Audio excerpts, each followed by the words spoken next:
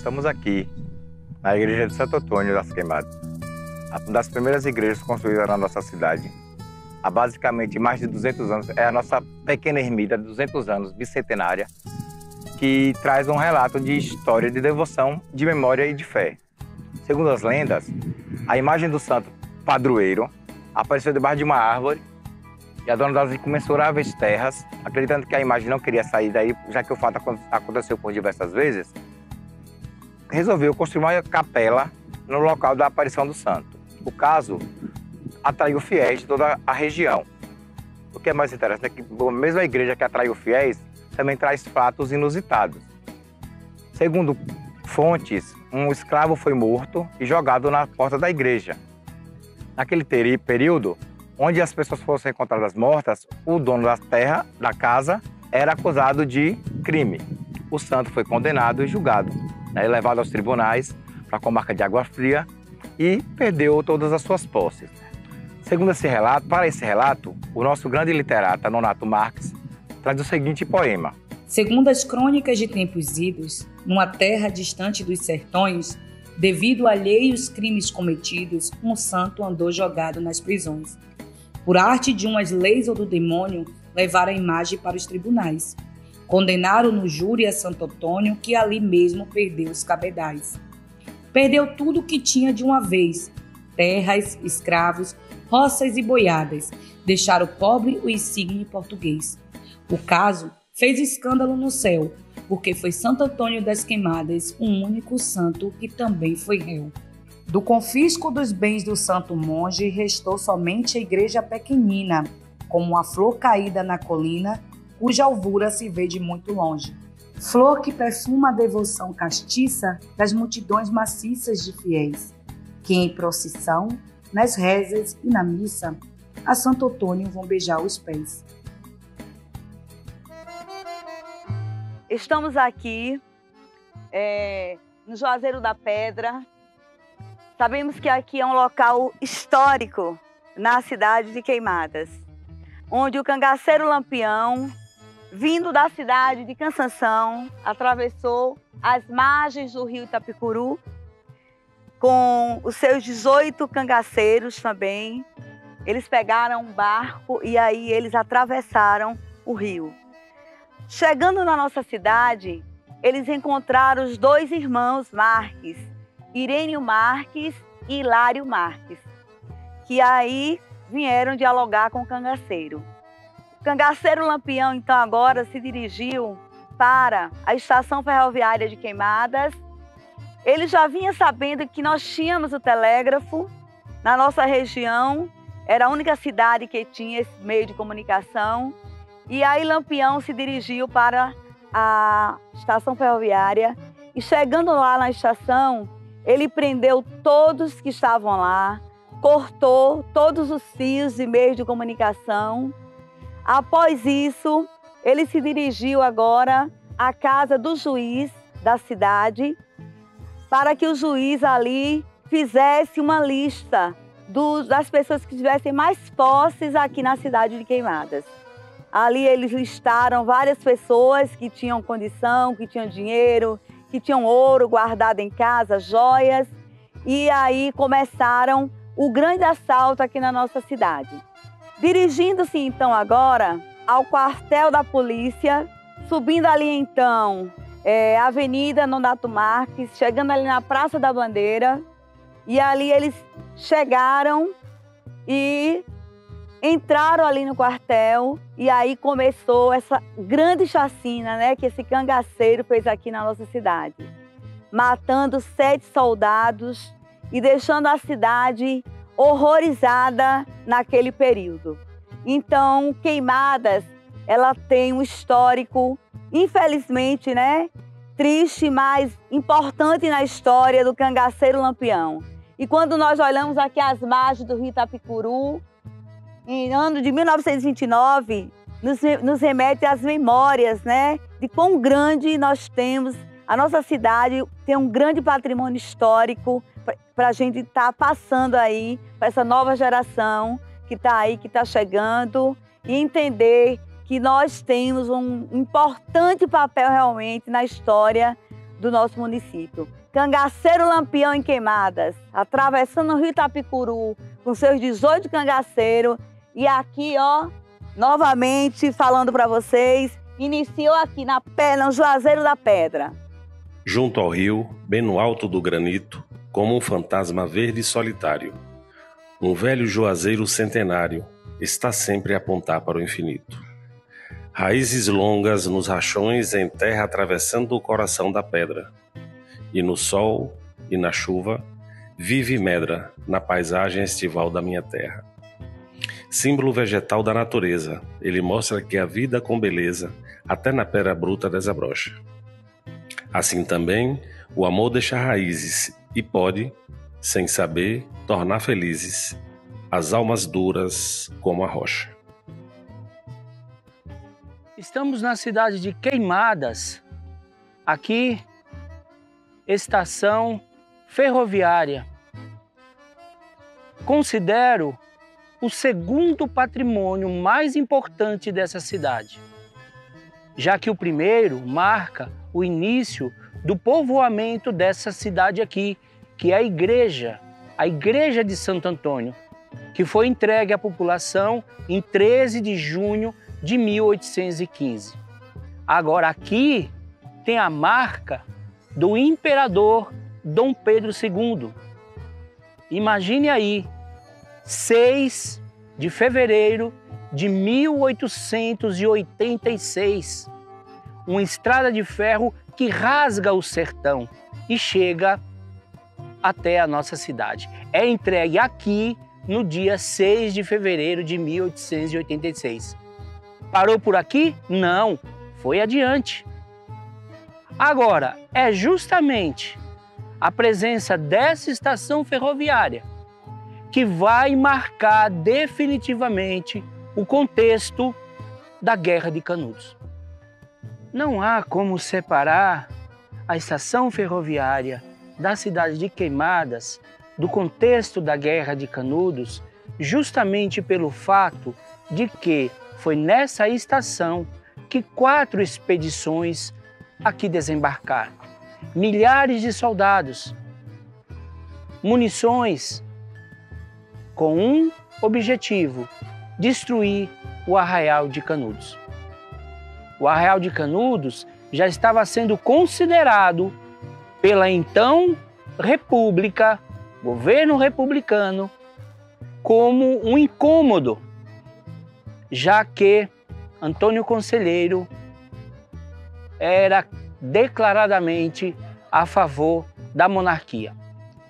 Então nós temos um contexto em que o imperador entrega o meio de transporte mais eficiente da época para uma região inteira, para o sertão.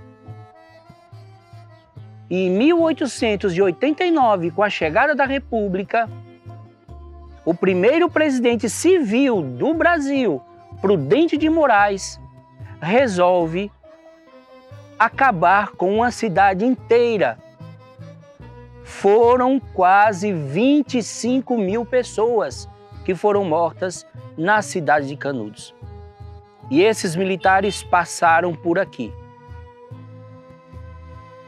Dentre as 4 expedições, talvez aquela que chamasse mais atenção foi a do famoso corta-cabeças, Moreira César. E que quando ele então chega na cidade de Monte Santo, ele diz: vamos almoçar em Canudos. Esse militar, ele tinha uma história de vitórias. E esse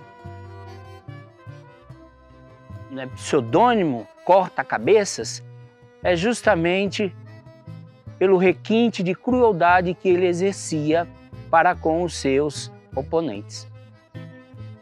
Só que 1, 2, 3 expedições não foram suficientes para destruir o arraial.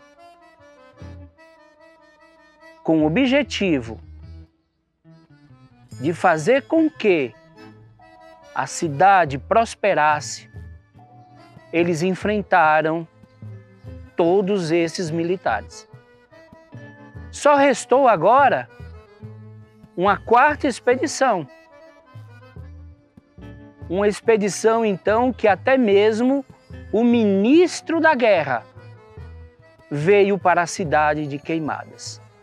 O Marechal Bittencourt aqui desembarcou na quarta expedição. E junto com ele também veio Euclides da Cunha.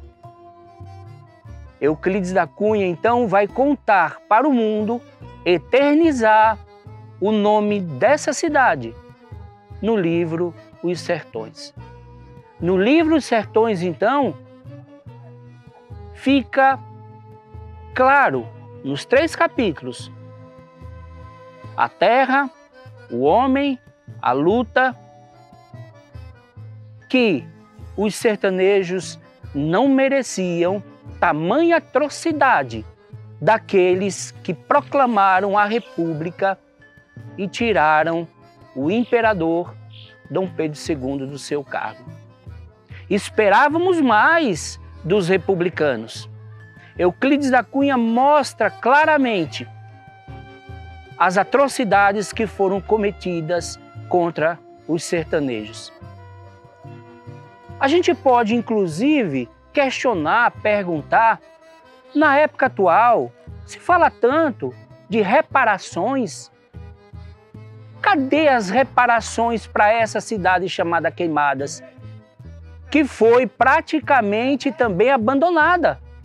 Você imagine aí, ano de 1896, 10 anos depois que essa estação ferroviária foi entregue pelo ilustre imperador Dom Pedro II, milhares de soldados chegam aqui. Milhares. Imagine hospedagem, imagine alimentação, imagine todas as necessidades de logística de uma base, porque aqui ficou praticamente a base. Era daqui que as tropas partiam até Canudos. E lembre também daqueles que voltaram, estropiados, aleijados, feridos. Ficavam aqui em Queimadas, aguardando a condição então necessária para o momento certo para viajar de volta. Então a nossa cidade merecia sim, a cidade de Queimadas merecia sim uma reparação histórica da República, dos governos republicanos, da República atual desse país. Muitos foram embora. Muitos, quando viram tamanha quantidade de soldados, foram embora da cidade. A cidade ficou, segundo o relato do brilhante escritor da nossa terra, Nonato Marques, a cidade ficou praticamente abandonada. E a gente pergunta, cadê a nossa reparação? Porque poderíamos, é claro, a cidade poderia estar mais evoluída, mais avançada. Quanto tempo muitas pessoas então aguardaram a certeza que nenhum episódio de uma guerra voltasse a acontecer. As pessoas ficaram com medo. Então nós precisávamos sim disso. E esse episódio, a gente não pode esquecer também, além do livro Os Sertões, ele está descrito em um dos ganhadores do Prêmio Nobel de Literatura. O peruano Mário Vargas Llosa esteve em nossa cidade. O peruano, então, descreve no livro A Guerra do Fim do Mundo como foi a guerra no Arraial de Canudos.